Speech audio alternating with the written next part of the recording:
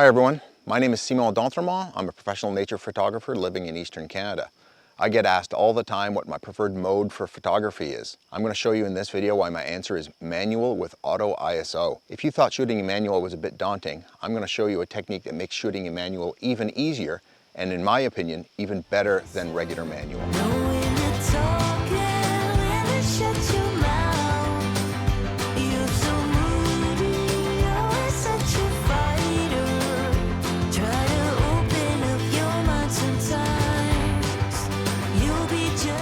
Now, there are many different modes that are available on cameras, and depending on the situation, they may all work. So I'm not trying to convert anyone to this if it's not the best mode for you, but I'm going to show you why it's so popular with professional photographers.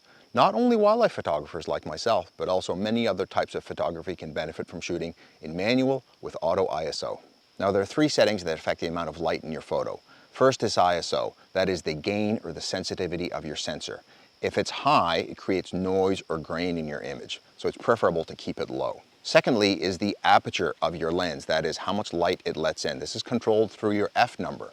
A smaller aperture lets in less light and creates what's called a deeper depth of field. That is, a greater proportion in front and behind your subject is also in focus. A large aperture creates a blurrier background in front and behind your subject and creates what's called a thin depth of field. For the type of wildlife photography that I do, having a wide open aperture so I can have a blurry background is part of my photographic style. Here's an example using my little owl friend to show how different apertures affect the background. If the background is very cluttered and I want to render it out of focus, I'll shoot this at f5.6. If the background is very pleasing, it adds to the photo, I may want to shoot this at f11 to include more of the background. Here's what the two photos look like compared to each other. By shooting at f5.6, less of the background is included in the photo and the subject pops out more in the photo. Thirdly is your shutter speed. Faster shutter speeds let in less light, but they also freeze the action. If you want to freeze a fast-moving subject, you need a fast shutter speed. If your subjects are slower moving or you want to create intentional blur in your photo with fast-moving subjects, you use a slower shutter speed. This small owl bobbing around in the branch in the wind, if I shoot it at too low a shutter speed, like 1/50th of a second, it may not be sharp compared to if I shoot it at 1/800th of a second. I'll compare the two photos for you to see now. As you can see, the photo taken at 1/800th of a second is sharper than the photo taken at 1/50th of a second. That's why I want to be able to control the shutter speed manually.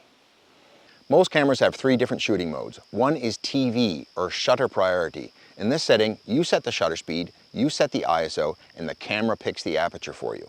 What your aperture is set at can control the sharpness of your photos because some lenses are sharper stop down.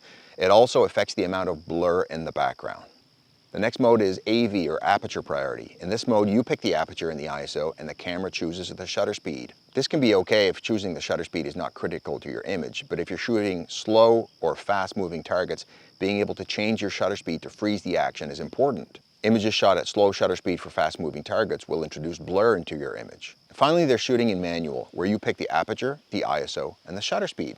This can be used very creatively to achieve great results. The problem is in quickly changing light, like partly sunny and cloudy days, or when you want to shoot away from the sun and into the sun in quick succession, being able to change these settings on the fly is just too difficult.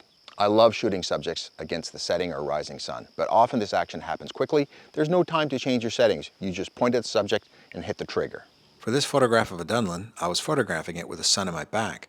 When another dunlin landed between me and the sun, I just spun around and fired off shots without changing any settings. That's where manual with auto ISO comes in. That's where you pick the shutter speed, you pick the aperture, and let the camera choose the ISO that floats up and down depending on the amount of light needed for the exposure. For my style of photography, I want to control how much blur there is in the image. And shooting wildlife, I need to control the shutter speed to be able to freeze the fast action. And my next point is why manual with auto ISO works so well. ISO is the only setting that does not affect the creative aspects of your photo. It does not affect how blurry the background is. It does not affect how sharp the image is. It does not affect how much you've frozen the action in the photo. Because ISO does not affect the creative parts of the photo, I don't care what the ISO is. So I'm going to show you now a photo taken at ISO 100. I'm going to compare it to a photo taken at ISO 200, 400, 800, 1600, 3200. Unless I get to very high ISOs where there's a lot of grain, the image is the same image with both settings. As such, it's the only setting I'm comfortable leaving the camera to decide, and yes, the camera can change this setting on the fly faster than I ever could. And here's an example of where auto ISO comes in really handy. If I was shooting a deer in that dark forest over there and all of a sudden something popped up over here and I just wanted to turn and quickly take a shot, my exposure that I used in here would not be appropriate in here. But in shooting at auto ISO, it instantly changes. For example, if I'm shooting a fox kit at 1/500th of a second with this lens and a second fox kit comes and I think they're going to start play fighting, I may want to increase my shutter speed to 1/2000th of a second. If I quadruple my shutter speed, my camera will automatically quadruple my ISO to make sure I've got the same exposure. If I'm shooting that same fox kit and it's getting really dark and my ISO is getting very high, like 6400, I can lower my shutter speed by halving the shutter speed and my camera will automatically halve my ISO. The beauty of this is then when the scene changes, the environment changes, the amount of light changes, your camera automatically adapts and changes the ISO to make sure the scene is properly exposed. Like on any automatic mode on a camera, you should use it in combination with exposure compensation. That's because the camera tries to make every scene medium gray. If the scene is bright, it will try to darken it to a medium gray. If the scene is too dark, it will try to lighten it to a medium gray. These choices aren't always the best choice for your photo. If you have a light subject against a dark background or a dark subject against a light background, the automatic choice of the camera may not work well. You may end up properly exposing the overall scene, but under or overexposing your subject, which is the most important to get the exposure right on. A bird flying against a bright sky is a perfect example. The camera will evaluate the scene and see the sky is very bright and try to darken it. But if you're photographing the underside of the bird that's already dark, it will make it really, really dark. That's not what you want. You need to add exposure to compensate for this. If you like this type of content, please give me a like and a subscribe. And if you have suggestions for new videos, because I'm a new YouTube channel, put it in the comments below. I'd love to see what people are interested in. So how do you do this? First, put your camera in manual mode. Finally, set your ISO at automatic. You should find that all the way on the left underneath ISO 100. Some cameras can also set a maximum ISO setting. So if you're only comfortable having your ISO going up to 3200 or 6400, many cameras will allow you to set a maximum ISO setting, at which point it won't go any higher than that. And your camera will either underexpose the photo or play with some of the other parameters to get the exposure right. So the way this works is now you've set the shutter speed and the aperture. The ISO will float depending on what the camera evaluates the scene needs for a photo. So I'll use my little owl friend with a white breast here against a dark background to show you how the automatic exposure modes work. So I have a little owl on a branch over there. As you can tell, the foreground is quite bright, but the background is quite dark. So the camera will evaluate the scene and I'm going to take a photo. Looking at image review, you can see that the camera shows the ISO of 2000, but that overexposed my owl. So the bright breast on the owl is overexposed and the blinkies are showing me that it's overexposed. So we need to use exposure compensation to compensate for that. To do so, I've got exposure compensation set on the thumb dial.